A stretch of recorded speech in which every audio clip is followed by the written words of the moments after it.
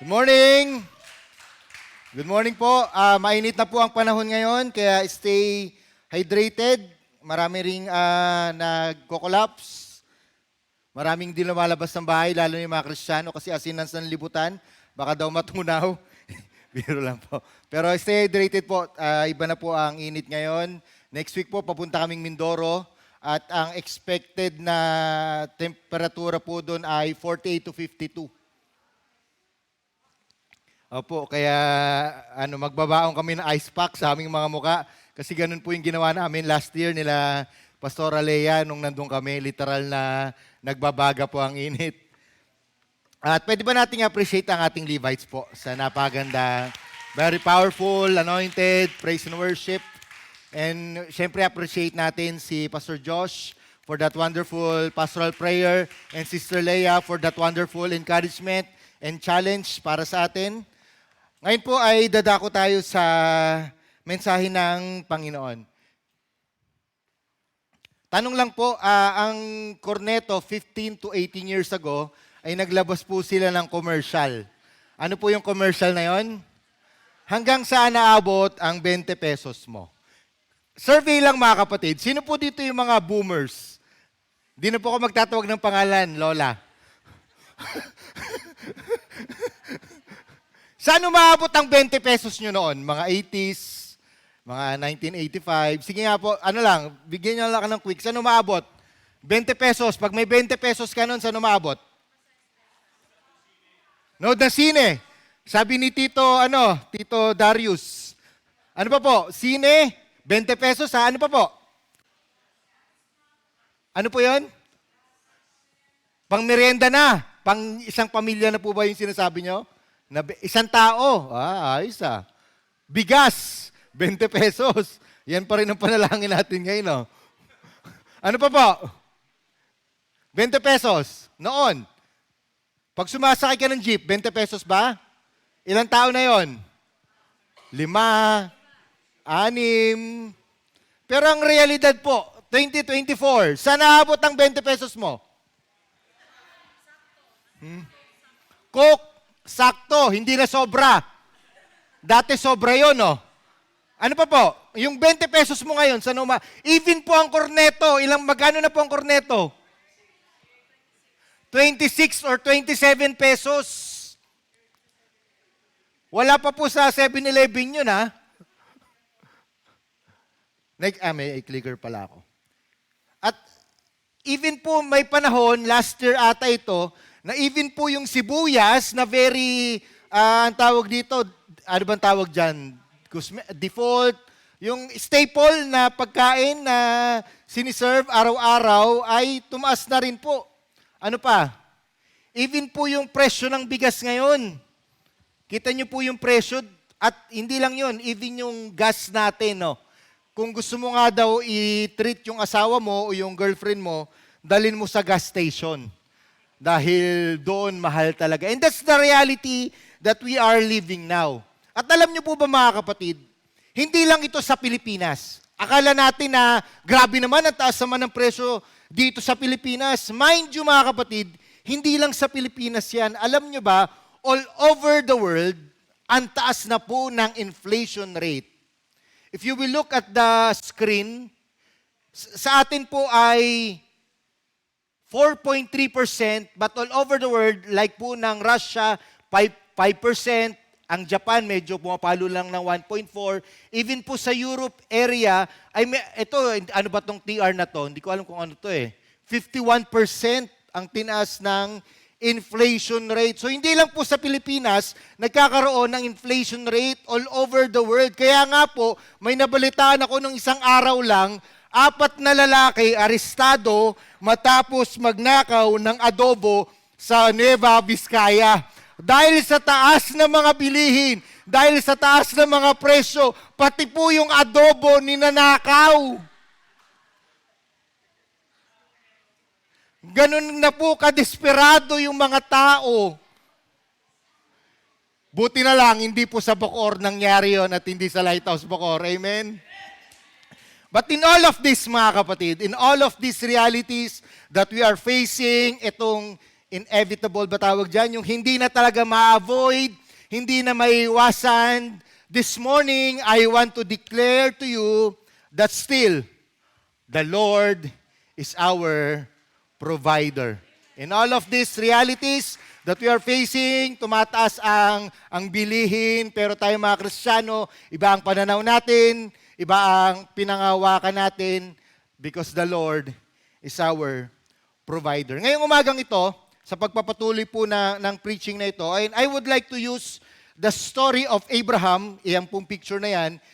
Picture po yan ni Isaac, na medyo maliit pa siya. Mga 12 years old ata siya noon.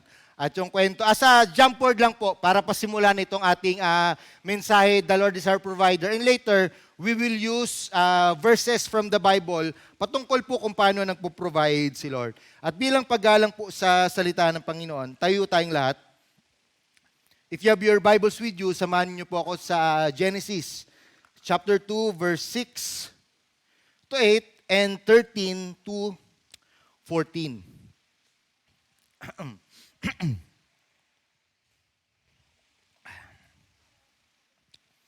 Verse 6. So Abraham placed the wood for the burnt offering on Isaac's shoulders, while he himself carried the fire and the knife as the two of them walked on together. Alam niyo po yung kwento na ito, natuturo na to sa inyo. Isaac turned to Abraham and said, habang dala-dala yung ang tawag dito, mga kahoy.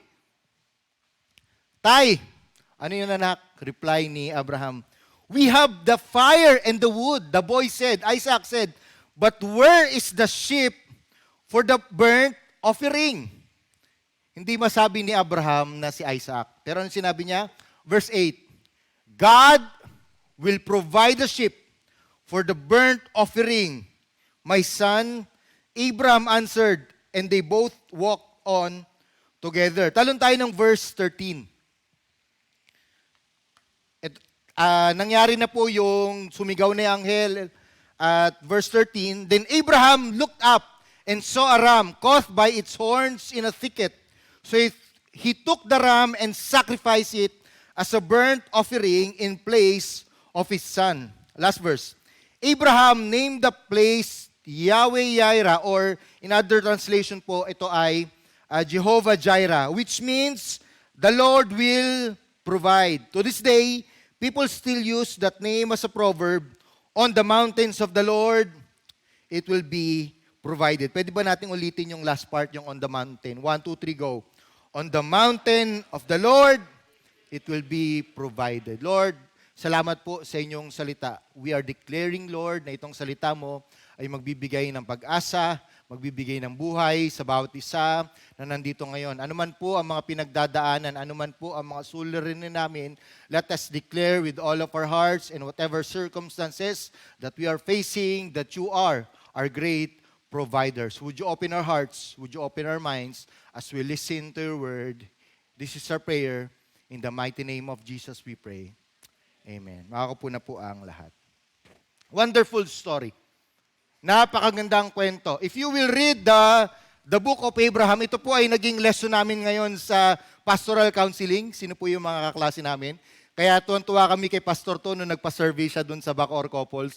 Pastor To, thank you talaga. Ang laking tulong sa amin noon. So isa po sa mga topics namin doon, yung family life ni Abraham, pati dun sa mga anak niya.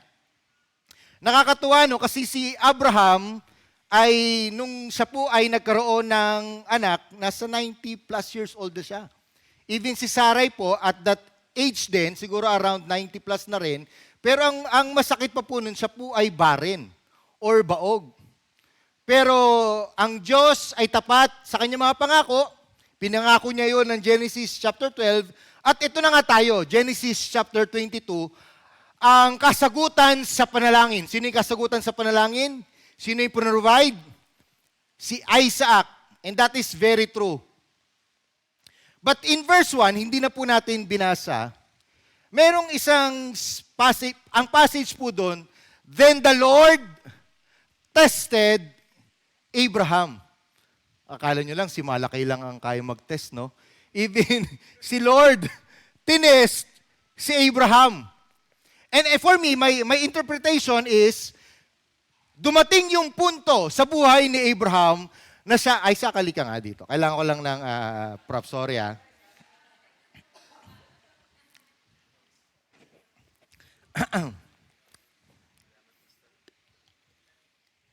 My son. Oh, totoo, my son. Dumating sa point na kung saan, for how many years, saan siya nakatingin? Si Abraham, sa provider. Lord, I know that you will provide, that you will be my great provider. And for how many years siya ay nagpipray hanggang dumating ang kanyang my only son, my begotten son. Begotten son. Sorry. Tagalog lang kasi, my begotten son. Kung saan ang anak ko? Hindi sa pinagtitripan ko si Isaac, pero that's the reality nung ibinigay na si Isaac kay Abraham. The reality is, nakalimutan niya na yung provider at masyado na silang tutok doon sa provision. That's why the Lord tested Abraham. Ito po ay pagsusulit na kung saan, Abraham, saan ka ba nakatutok? Sa provider o sa provision? Sa akin ba o kay Isaac? And this is the crucial point, pivotal moment sa buhay ni Abraham. Saan siya tututok ngayon? Sa provider na nagbigay o kay Isaac na ibinigay?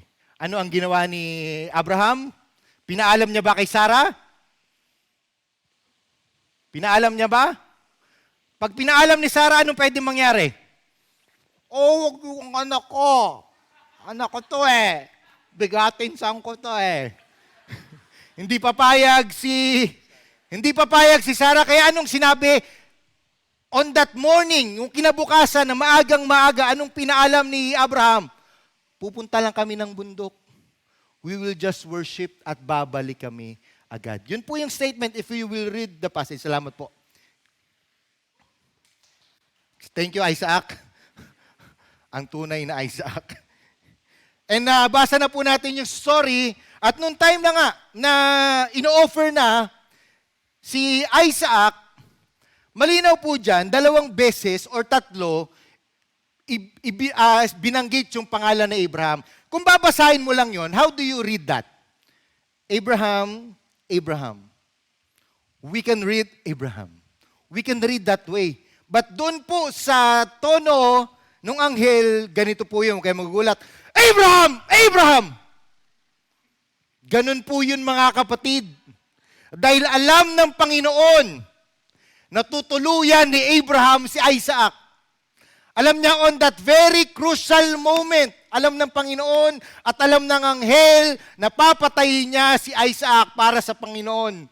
Hindi niya alam kung paano papalitan, hindi niya alam kung paano ipapaliwanag kay Sarah, pero alam niya at that very moment, ready na si Abraham. Kaya if you will read that, pasigaw talagang sinabi ng anghel, Abraham, wag mong patayin ang iyong anak. And here comes the miracle. Here comes the provision of the Lord. Kaya that very place na kung saan muntik na inoffer si Isaac, yun po ay tinawag na Jehovah Jireh. And literally means, God will provide. Abraham named the place Yahweh Jireh, which means the Lord will provide. Ginamit ko po itong kwento na ito kasi dito po unang binanggit yung word na Jehovah Jireh.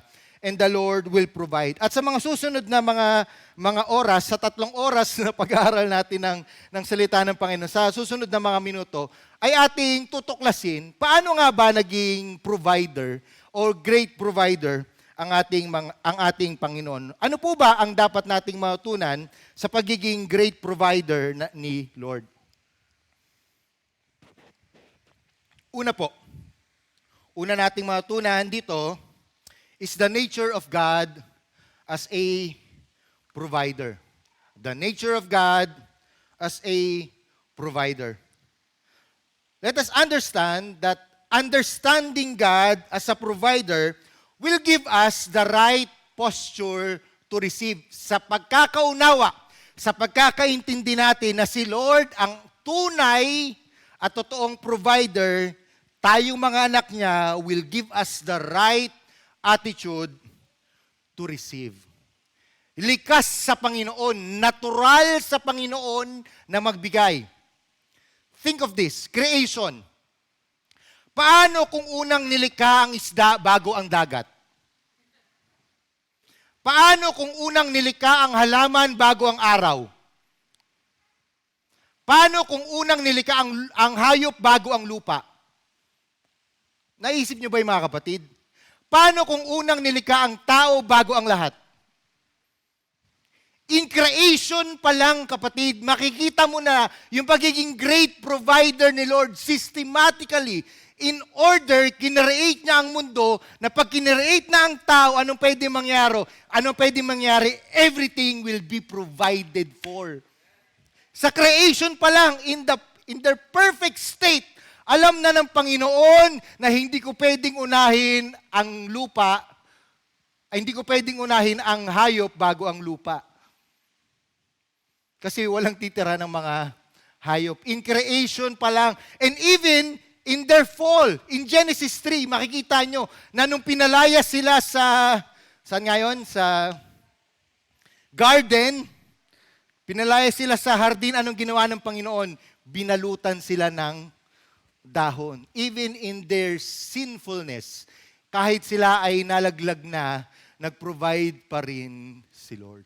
And what is the greatest provision of God sa tingin nyo? If you will look at John 3, very new sa atin. Itong verse na to. Nalala ko nung una akong Kristiyano, yan ang mga unang pinamemorize sa akin.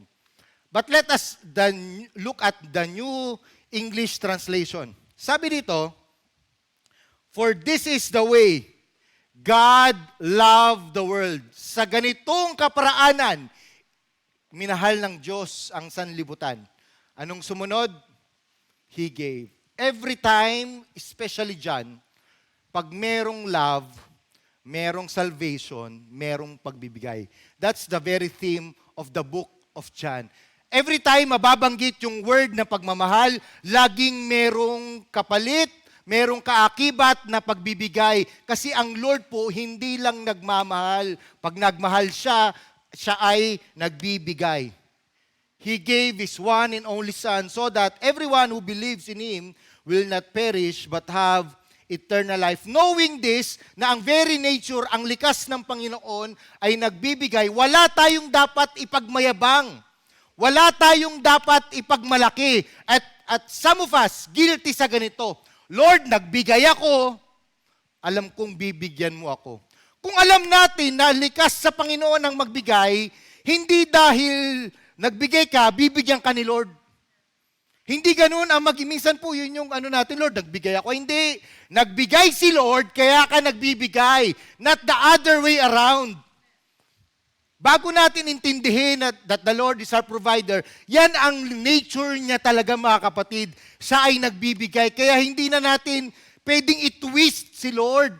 Hindi na natin siya, Lord, pag di ka nagbigay, di ako magsiserve. Di wag ka mag-serve. Problema ba yun? Lord, pag di mo ako binigyan, konti lang tithes ko, okay lang. Bakit, mga kapatid, kahit di ka magbigay, tatakbo simbahan. Kahit di ka mag-serve, gagamit si Lord ng mga tao. Natatanggal yung yabang natin. Natatanggal yung entitlement mentality natin if we know the very nature of God na siya ang nagbibigay. Kaya tayong mga Kristiyano, ang panalangin natin, ang postura natin, every time we pray, hindi yung Lord, Panginoon. Pengin ng ganito, Lord. Hindi grocery list. Na Lord, yung ref namin wala nang laman eh. Napakababaw na panalangin, mga kapatid.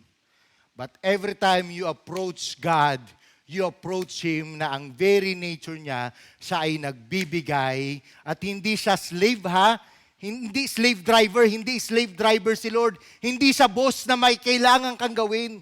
Isipin niyo po, si Jesus, ibinigay niya ba na may ginawa ka?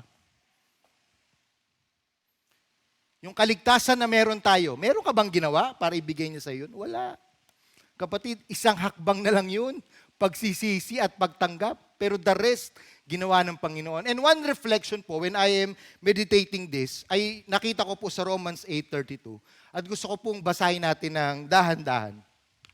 Sabi ni Paul, nung nagpapaliwanag siya sa mga Romans, Since he did not spare even his own son, but gave him up for us all. Rhetorical question ni Paul, won't he also give us everything else? Let us pause for a while and meditate on this verse. Kung ang anak ng Diyos na si Jesucristo ay hinayaan niyang mamatay, hinayaan niyang magsakripisyo at ibinigay sa atin. Tanong mga kapatid, ano pa kaya ang hindi kayang ibigay ng Diyos sa'yo? In different translation po sa MIT, He who surely did not go easy on His own Son, but gave Him up in behalf of all of us, how would He not also with Him graciously provide everything for us? NRS, He who did not withhold, kita nyo po, withhold His own Son, but gave Him up for all of us, will He not with Him also give us everything else? At nung ito po ay minimeditate ko, ako po ay nagigilty. Humingi ako ng tawad sa Panginoon. Lord, patawarin mo ako kung minsan sinasabihan kitang madamot. Kung minsan sinasabihan kitang mabagal. Kung minsan, Lord, ba't di mo sinasagot yung panalangin ko? Urgent ang panalangin ko eh. Kailangan na kailangan ko to eh. Lord naman, alam mo namang servant mo ko eh. Tapos ang tagal ng panalangin ko. Lord, 3 days na yun. Tagal na nun ha. Pero minsan, di ba, ako, nung inaano ko to, nga Lord, no? Kung ang anak mo ay ibinigay mo sa amin, kung ang iyong bugtong na anak, kung ang iyong bigatin son, ang nag-iisang anak, ay binigay mo sa amin, Lord. Ano pa kaya ang hindi mo kayang ibigay? Nawa, matuto tayo mga kapatid na magpakumbaba at tingnan ang Diyos na hindi madamot, tingnan natin ang Diyos na yon ang kanyang kalikasan. Amen? Palakpakan natin ang Diyos. Pangalawa, let's look also that He is our real source. He is the real source. And because of that, our full dependency on God happens when we realize that He is our only source. Ulitin ko po our full ha, hindi half.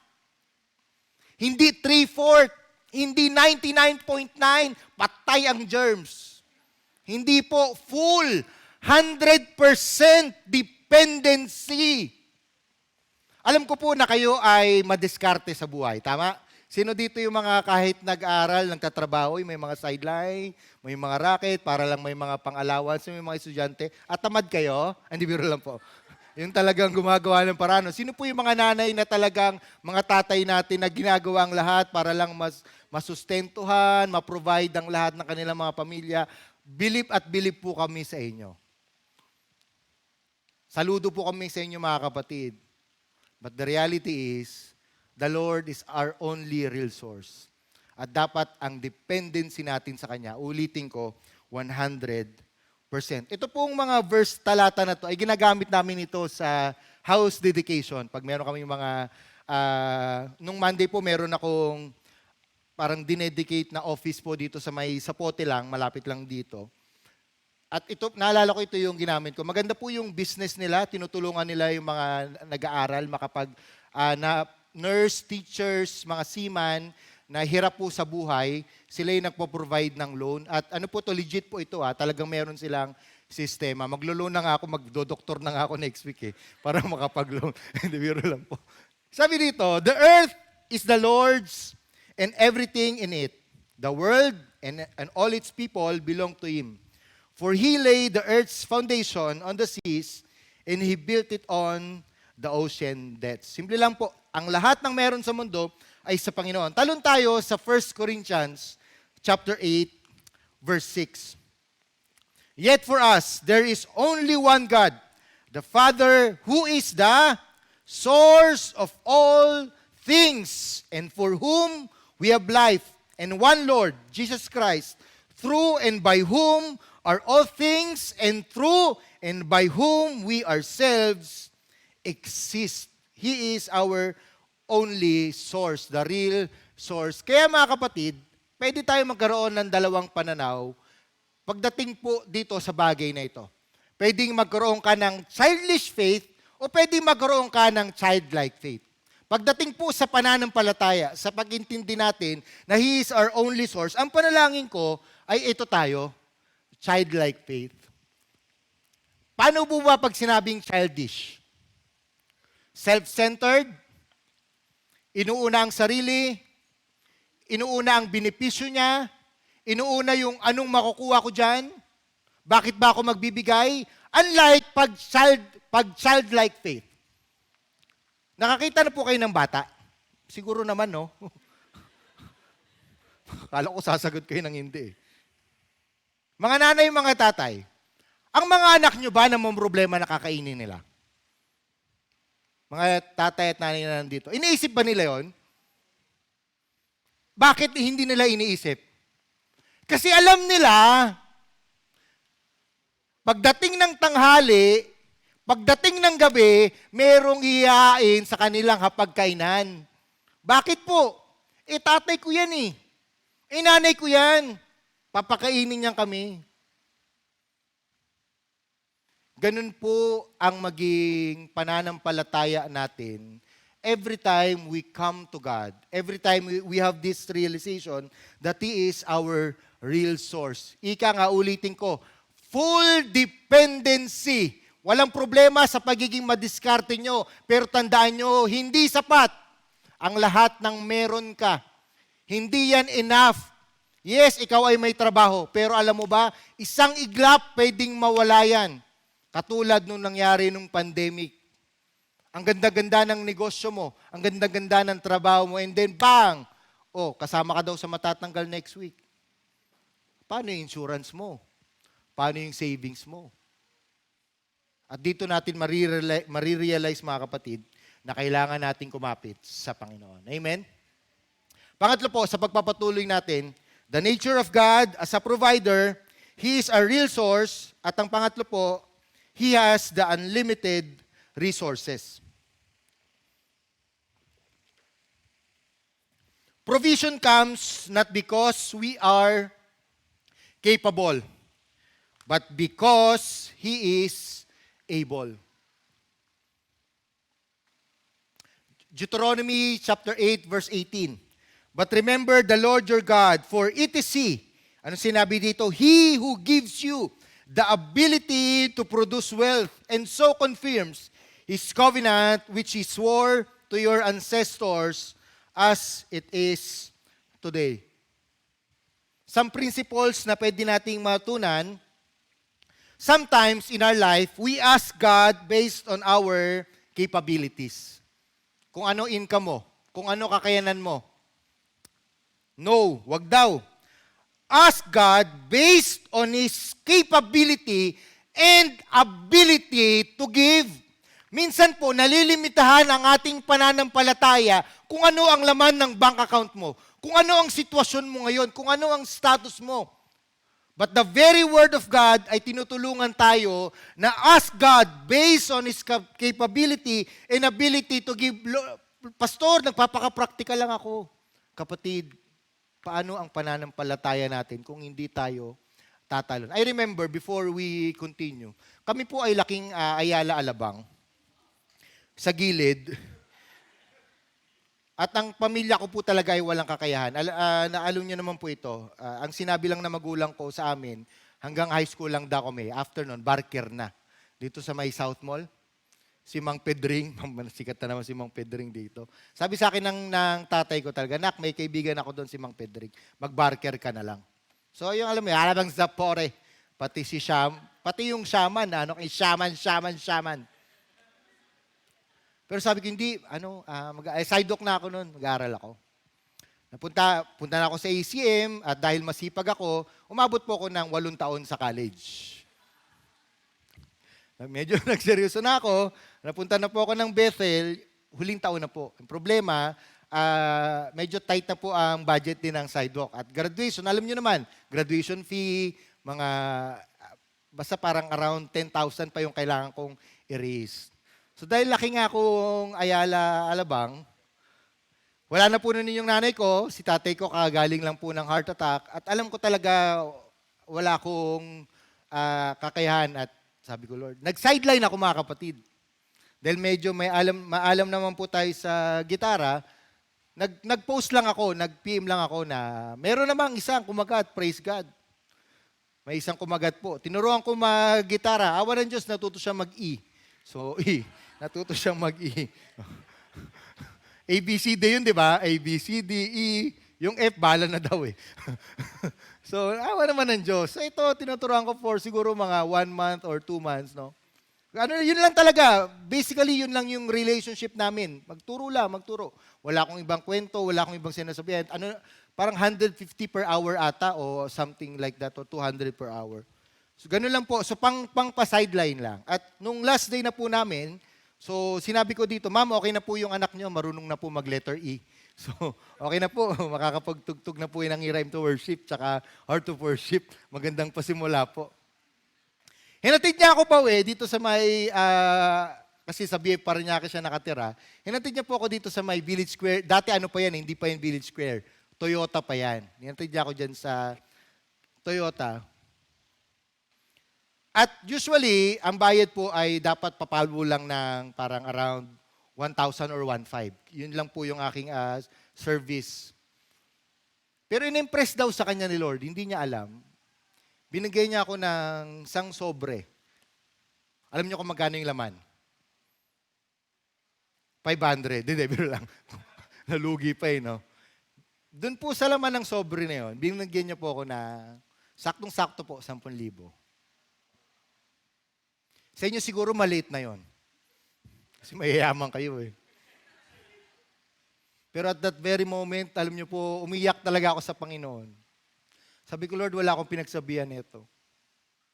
Ang kagustuhan ko lang naman, yung desire ko lang naman makapag-graduate. Kasi ako po yung unang-unang makagraduate sa aming pamilya.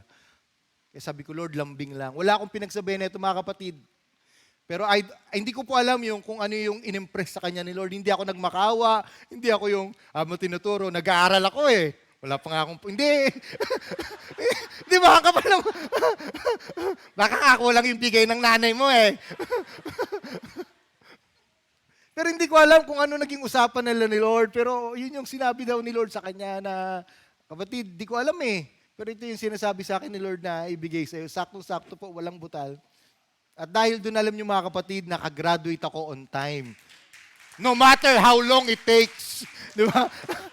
Kahit 8 taon ako sa kolehiyo, at last, nakagraduate ako. Ulitin ko mga kapatid, sometimes, we ask God based on our capabilities. No! Ask God based on His capability and ability to give. Wag na wag mong malitin ang Diyos sa buhay mo. Ano man ang pinagdadaanan mong sitwasyon, I pray na lumawak, na mas lumalim pa ang ating pananampalataya. And I declare that over your lives na kahit kailan, ano man ang sitwasyon ng iyong buhay, hindi mo mamalitin ng Diyos because He is our great provider. Meron tayong isang kapatid ngayon, si Tatay Jerry. We know his situation very well. And that's our declaration na si Tatay Jerry ay makakalabas this week in the name of Jesus, that God will provide anything na kailanganin po ng pamilya ni Tatay Jerry in the name of Jesus. Yes, 1.2 million, 1.3 million, malaki. Pero alam niyo po ba na maliit lang yun sa Diyos, mga kapatid? Wag na wag nating mamalitin po ang kakayahan ng Diyos. And because of that, always remember na ang ating pong ekonomiya, ang ating pong kaharian ay dito sa lupa. There is no scarcity in God's economy. Tandaan niyo po yan mga kapatid. Sa ekonomiya ng Diyos, wala pong nagugutom. Ako po ay magandang halimbawa na hindi nagugutom. Sinabihan na po ako ng doktor na magpapayat. Ito po ang lagi kong sinasabi. There is no scarcity in God's economy. Di ba? Naging pilosopo pa. Pero yan po ang katotohanan, mga kapatid. Wala pong kasalatan sa kaharian ng Diyos. Ang tanong, tagalupa ka ba o tagalangit? Tingnan mo nga yung katabi mo, amoy lupa, tagalupa ba? O? Tayo po ay tagalangit. Therefore, ang ekonomiya natin ay hindi nakabase sa taas ng inflation rate, hindi nakabase sa kung ano ang sweldo mo ngayon. Tandaan mo that there is no scarcity in God's economy. Amen? Palakpakan natin ang Panginoon. Ito po ay tatlo patungkol po sa nature ni Lord, that He is our real source, that He has the unlimited resources. Ngayon, ano po yung response natin?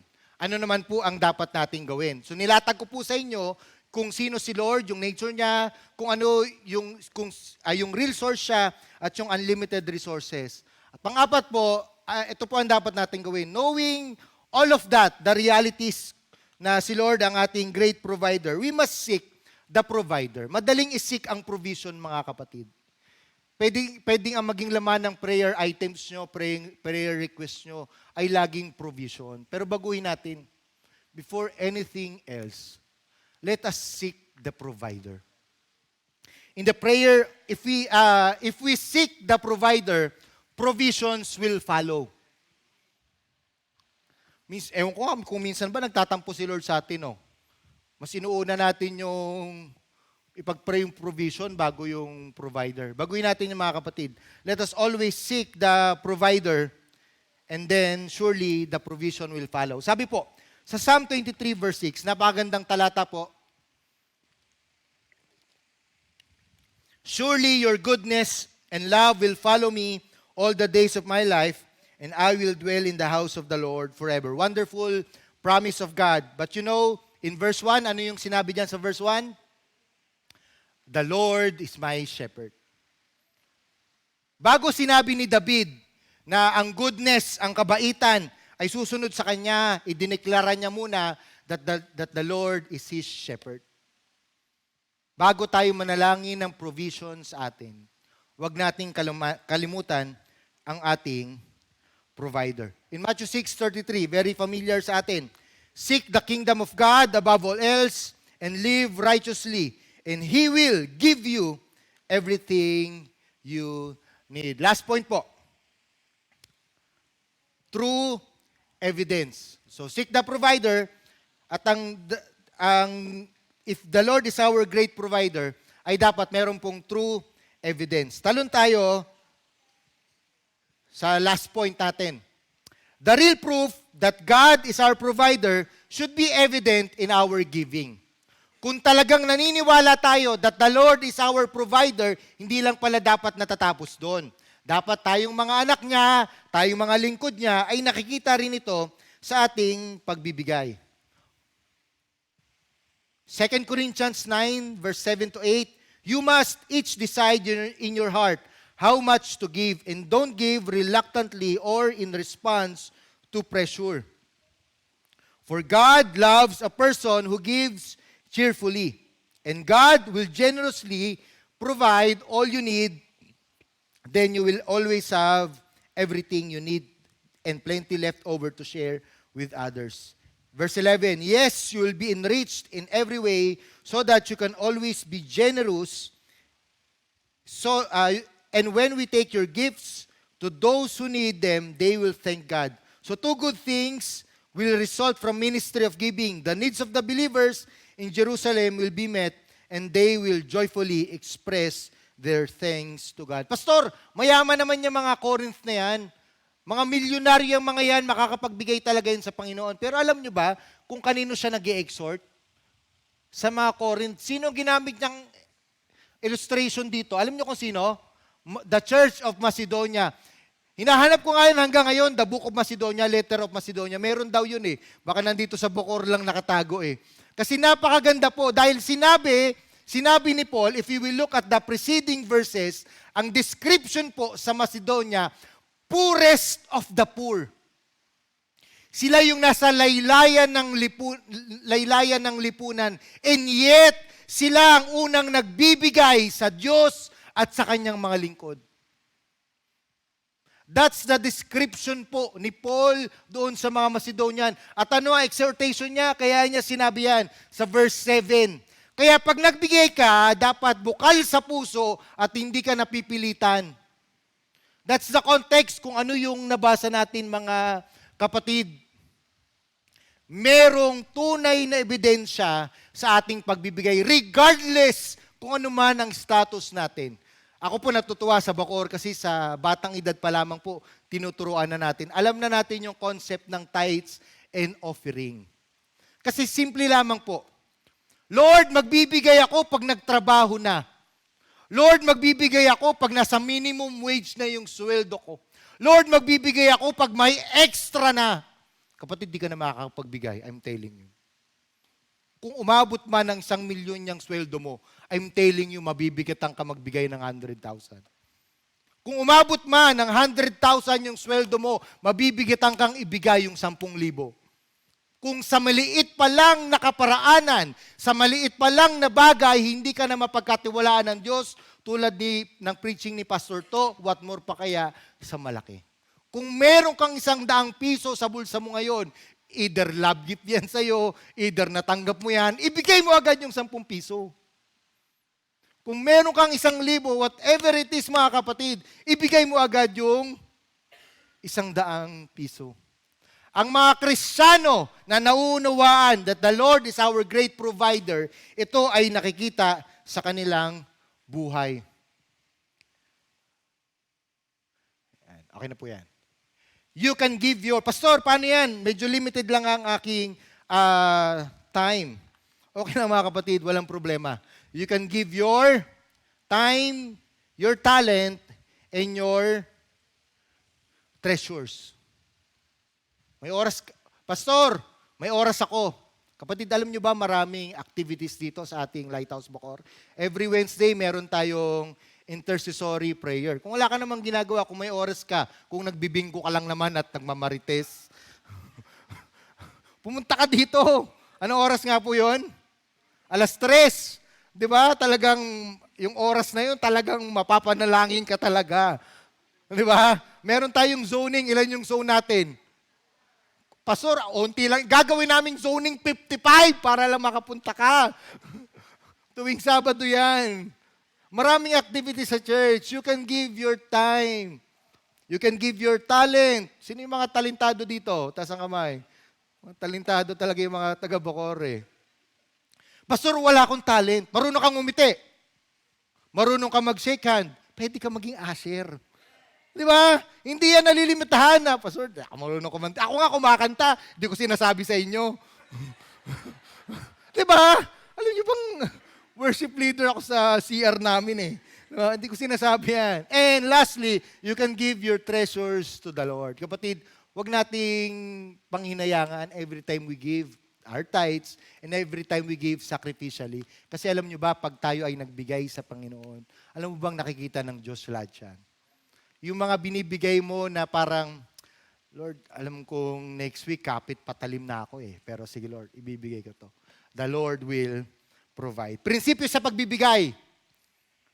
Hindi sa dami ng binibigay, kundi sa laki ng nagbibigay. That's the very principle that we can hold on to. Hindi sa laki ng binibigay mo. Yes, we know the principle. We know the principle of tithing.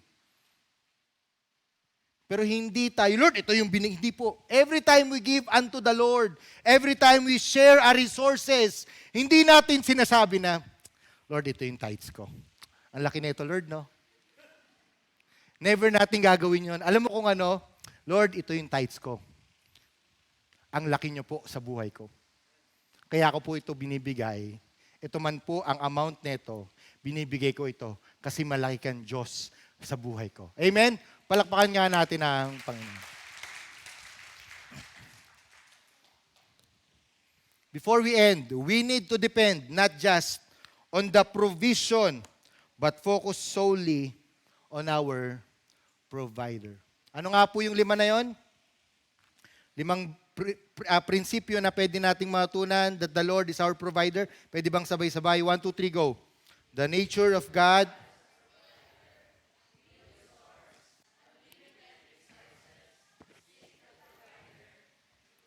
Yes. In all of this, we need to trust the Lord. That He is our great provider. Now, as we end, what do we need to do? Sa ating pagtatapos. Oo, alam na namin yan. The Lord is our provider. Pwede na po. Pwede na kaming umuwi. Uwi ka na. Ano ang dapat nating gawin, mga kapatid? First is, don't worry. If you know that the Lord is your provider, don't worry. Huwag kang mag-alala, kapatid. Kung ang ibon nga, pinapakain niya. Kung ang mga halaman nga sa ilog Pasig tumutubo, ikaw pa kaya na special sa Panginoon? Tingnan mo ang katabi mo, special yan. Tingnan mo, special yan. Cute-cute yan eh. Ikaw pa kaya, kapatid, anong ikinakabahala mo? Anong inaalala mo? Inaalala mo si Judith? Inaalala mo yung enrollment mo? Inaalala mo yung parating na tuition fee sa mga anak mo? Inaalala mo yung mga bayarin? I'm telling you, kung ikaw ay anak ng Diyos, He will provide anything and everything na kakailanganin mo. Amen? Pangalawa, don't be weary. Ano po sa Tagalog ang don't be weary? Huwag tayong manghinawa. Masyado mo bigat to. Huwag tayong mapagod. Yan. Huwag tayong mapagod na magtiwala sa Panginoon. Kung meron ka mang mga panalangin na hindi pa nasasagot, kapatid, baka hindi provision ang tinuturo ni Lord sa'yo. Baka patience. Baka tinuturo niya na mas magtiwala ka pa sa Kanya. Therefore, don't be weary. And lastly, don't hurry. Kapatid, ang timeline natin, iba sa timeline ni Lord.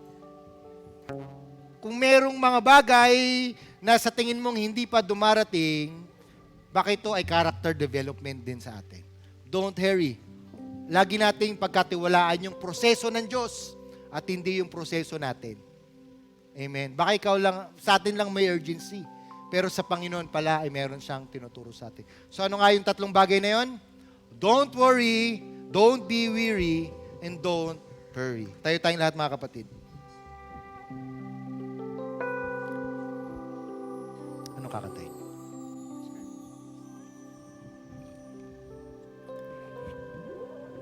Before we sing this song, let us just reflect. Dito po sa salita ng Panginoon ngayong umagang ito. Let us process na si Lord ang ating great provider. Na siya ang nagpo-provide ng lahat ng pangangailangan natin. Kapatid, ang salita ng Panginoon ay buhay at totoo. Pwedeng ito ang mensahe ng Panginoon sa iyo ngayon. Pwedeng ikaw ay nababagabag. Pwedeng hindi ka na nakakatulog dahil sa pag-iisip ng mga bayarin. Short ka na. 'Di ba? Kahit malaki ka pero short ka na. Sa maraming mga bagay-bagay. Pero let us always reflect. Dito po sa katotohanan na to, na kung tayo ay iniligtas na ng Diyos sa tunay na kapahamakan ng ating buhay, kung meron ng Kristo sa ating puso, I'm telling you, He will provide everything. Amen? Let us sing this song and reflect the goodness of God.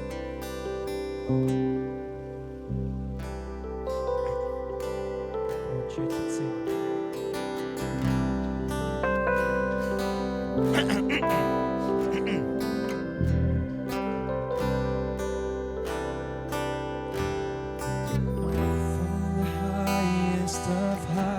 To the depths of the seas,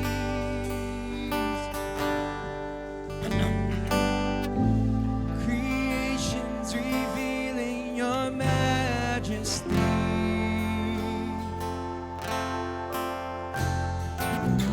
From the colors of fall to the fragrance of spring, every creature's unique in song that it sings, all expressed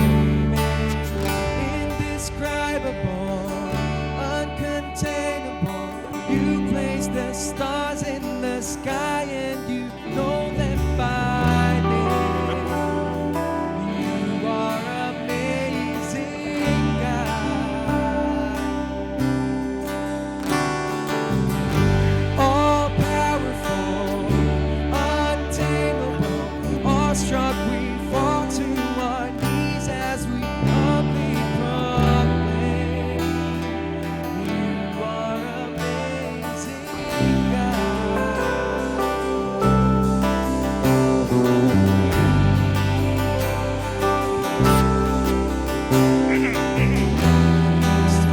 Every lightning on where we should go, or see heavenly storehouses laid in these walls.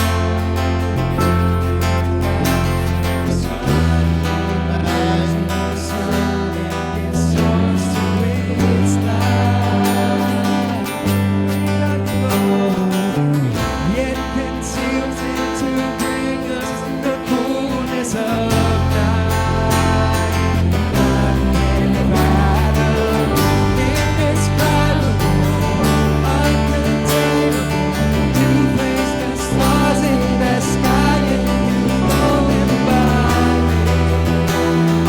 You are amazing, God. All powerful, untamable, awestruck we fall to our knees as we humbly proclaim, you are amazing, God. Indescribable,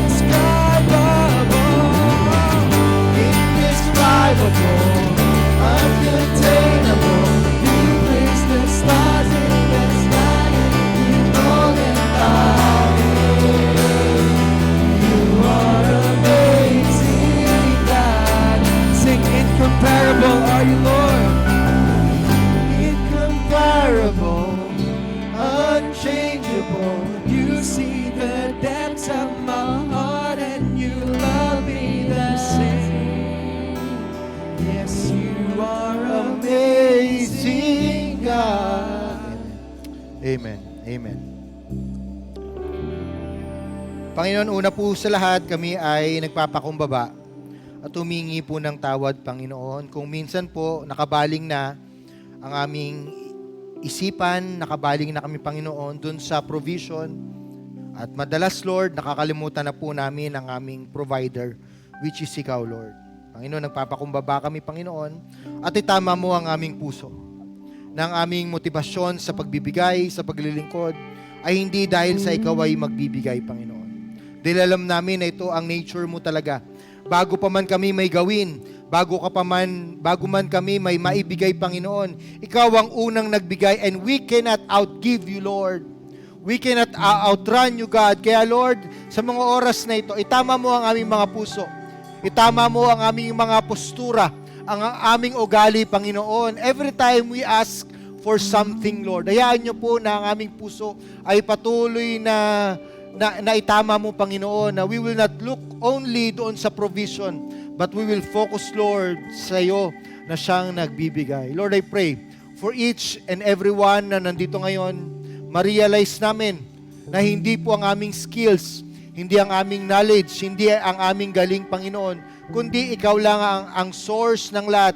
Ikaw ang nagbibigay ng ability to produce wealth, Lord. Kaya we acknowledge, Lord, yung skills na binibigay mo sa amin, Panginoon. Lord, would you bless the works, the businesses, Panginoon, ng mga pag-aaral ng mga kapatiran ko dito, Lord. Patuloy na maging excellent kami sa lahat ng mga bagay, knowing na Ikaw ang pinaka-source ng lahat. And we also praying, Lord, for unlimited resources na hindi galing sa amin, Panginoon, kundi galing sa iyo. Lord, nawa hindi malimitahan ang aming pananampalataya kung ano man ang current status ng aming buhay.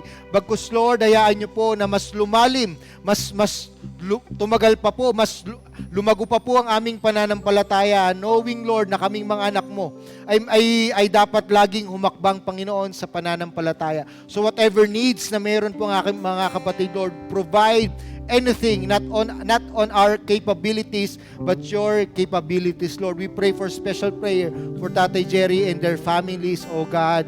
Lord, I pray na Ikaw ang siyang patuloy na kumilos, magpakilala sa kanila, Panginoon. Tunay nga po na hindi mo sila pinabayaan noong mga nakarang mga araw, noong mga panahon na very uncertain ang kanilang mga sitwasyon. But right now, O God, na si Tatay Jerry, si Tito Jerry ay malayo na po sa kapamakan. But we pray, Lord, we are interceding for your provision in the name of Jesus. And we are declaring that nothing is impossible to you, O God. Whatever, Lord, na nire-raise nila, ito ay mapupunan in the name of Jesus. You will use people, Lord. You will give them wisdom, Lord, para po makahanap ng mga tao or ikaw mismo magpapadala, Panginoon, para po makalabas na si Tito Jerry sa hospital, Lord. In all of this, Lord, turuan at tulungan mo kami, Panginoon, na may ebidensya, Lord, na ikaw ang aming great provider. Ang panalangin ko, Lord, ito ay makita rin sa amin. Ikaw na hindi naging madamot sa amin, Panginoon, turuan at tulungan mo kami, Panginoon, na hindi rin maging madamot sa aming time, sa aming talent, sa aming treasures, Lord. Tulungan mo kami na magamit pa kung ano ang meron kami, Panginoon, para po sa inyong kaluwalhatian, na dapat merong ebidensya na ikaw ang aming great provider at makikita yon sa pagbibigay ng aming oras, sa pagbibigay ng aming talento, at sa pagbibigay ng aming yaman. Salamat, Lord, sa inyong salita. Ang panalangin ko, ang bawat isa dito, Panginoon, ay lalabas na hindi mag-aalala, hindi magmamadali, at hindi mapapagod, knowing, Lord, that you are our great provider. Salamat po. Ito po ang aming panalangin sa pangalan ni Jesus. Amen. Amen. Amen. God bless you, mga kapatid. Alright, Lighthouse. Taas kamay kung ikaw ay pinagpala ng salita ng Diyos ngayong umaga. Alright. Dahil dyan, pwede ba nating papurihan at kantahan ng isa pang beses ang ating Panginoon? Hallelujah. Come on, sing this.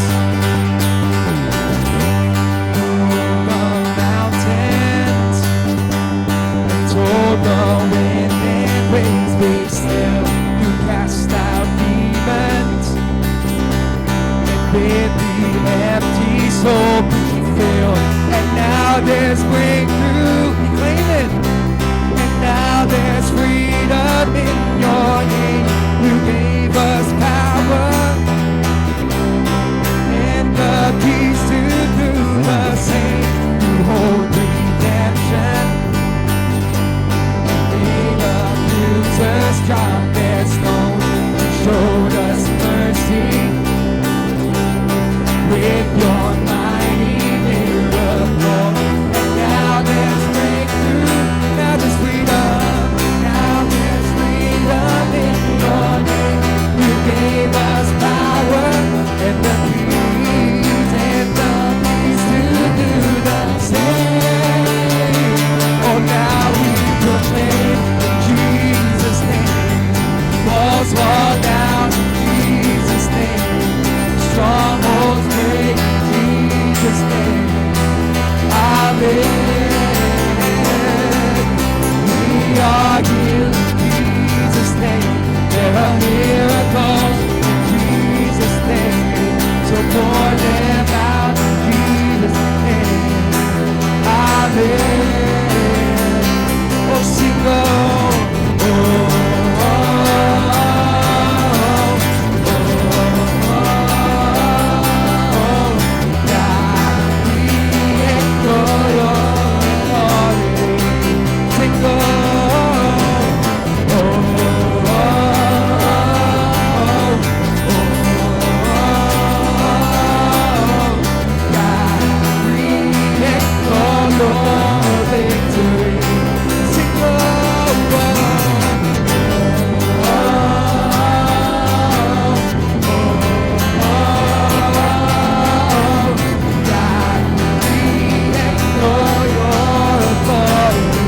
for the last time.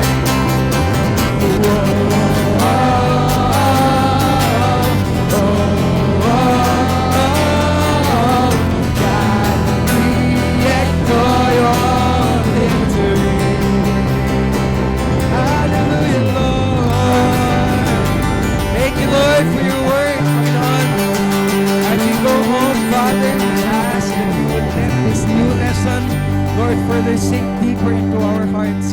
Salamat, O Diyos, sa inyong salita. We give you back all the glory, all the honor and all the praise. In Jesus' mighty name we pray. Amen and amen. God bless you, Lighthouse. See you next Sunday.